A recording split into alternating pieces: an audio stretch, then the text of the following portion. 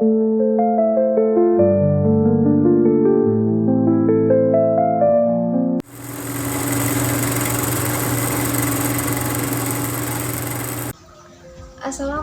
warahmatullahi wabarakatuh. Hello everyone, my name is Fauziyyah. My student ID is 6424160. I am student of Management Studies major at University of Bina Sarana Informatika. So here, I want to show my opinion about smoking in campus area. Okay, now let's talk about smoking. Smoking has become a part of many people's lives. You cannot ignore its impact on health and the environment. So according to my opinion, smoking is not only harmful to the smoker, but also to the surrounding. Let's consider the health aspect. Cigarette smoke contains thousands of harmful substances that can lead to various diseases, including cancer, heart diseases, and respiratory diseases. In a campus setting, we are part of a community that should support one another in achieving optimal health. Therefore, it is essential for us to create a smoke-free environment for everyone.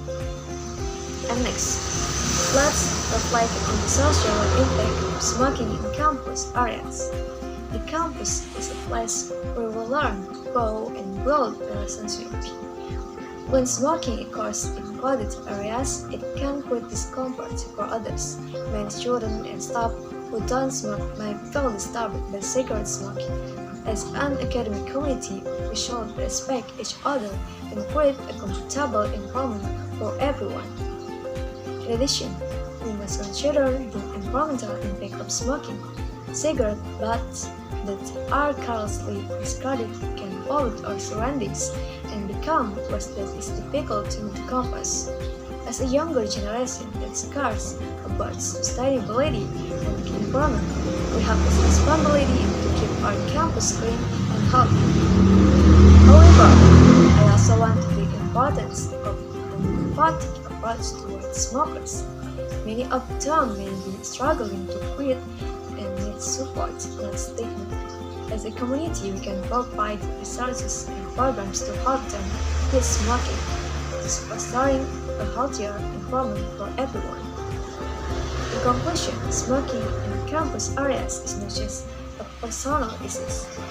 It is a matter of public health, social responsibility, and environmental concern. Let's just come together to create a smoke-free campus, support one another, and maintain the health and cleanliness of our environment. With the small steps, we can make a big difference.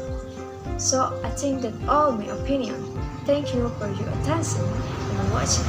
I hope we can all contribute to creating a healthier and better campus. A few moments later.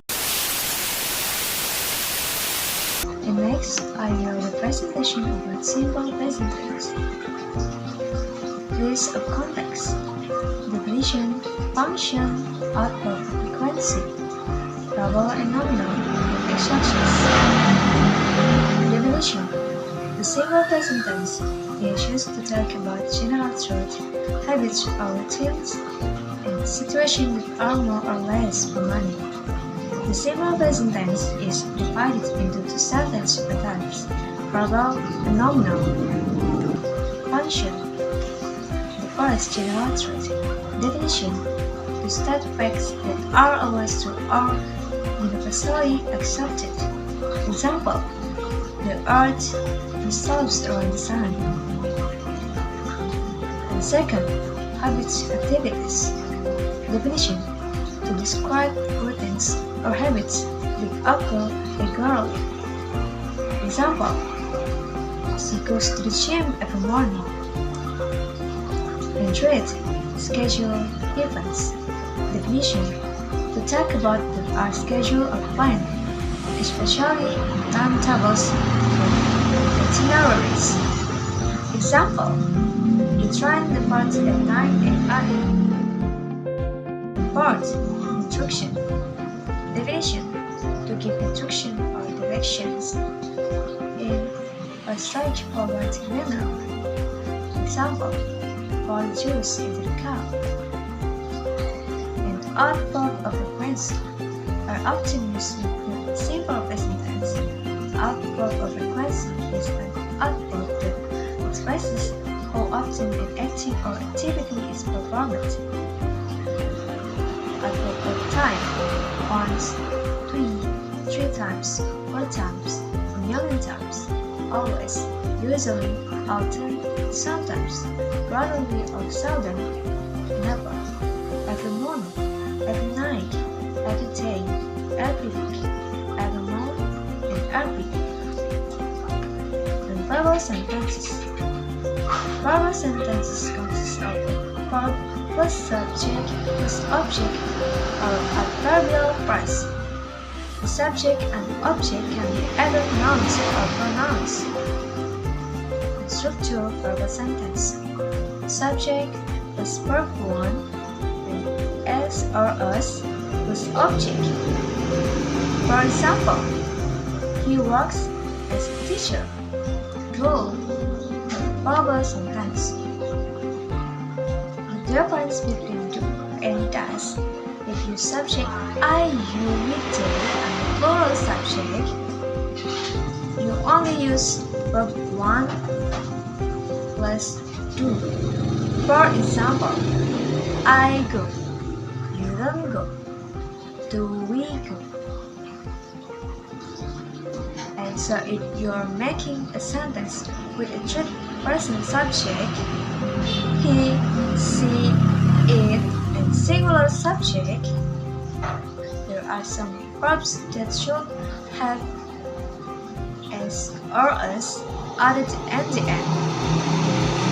And for sentences positive, for example, she goes, he doesn't go, does it go. For verbs ending in s, us, h, x, z, o plus s. Example: goes, watches, watches, places, videos, and buses. And consonant I plus yes. For example, studies and cries. Vocal I plus s. For example, buys and plays. The formula: positive and structure subject plus verb 1 and s or us plus object. For example, you go to school every day. To watch TV in the morning. She drinks a cup of coffee. And negative: structure subject plus do or does plus noun plus verb 1 plus object. For example, you don't go to school every day. They don't watch TV in the morning. She doesn't drink a cup of coffee. An interrogative: do or does plus subject plus verb 1 plus object. For example, do you go to school every day? Do they watch TV in the morning? And does she drink a cup of coffee? And next, questions or interrogative. Interrogative sentence pattern. It is parted into 2 parts: yes and no. For example, yes you do, no you don't, and yes she does, no she doesn't. Nominal sentences. Nominal sentences are sentences whose predicates are not in the form of verbs, but rather in the form of adjectives, nouns, and adverbs. Structure: nominal sentence. Subject plus to be plus noun or adjective or adverb. For example, I am happy. And role. Subject I used to be am. Subject you with they and plural subject used to be are. And subject he, she, it, and singular subject used to be is. And formula: positive. Structure: subject plus am or is or are plus noun or adjective or adverb. For example, you are handsome. She is very kind. I am a doctor. Educator. Structure, subject, plus a or is or are, plus not, plus noun, or adjective or adverbs. For example, you aren't handsome. She isn't very kind. I am the doctor. An interrogative structure, am or is or are, the subject plus noun or adjective or adverbs. For example, are you handsome? Is she very kind? Am I a doctor? Exercise. Problem. Question. Number 1. They makes blah blah blah a cake. And 2.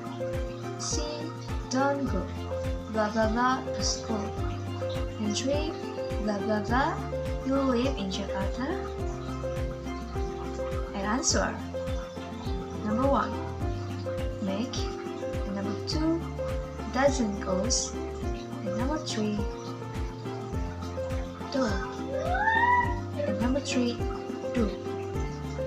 And nominal. Questions. Number 1. Eat blah blah blah salt. And number 2. You blah blah blah salt. And number 3. Blah blah blah I'm lazy. And answer. Number 1 is. Number 2 are. And number 3 and. So thank you for your attention.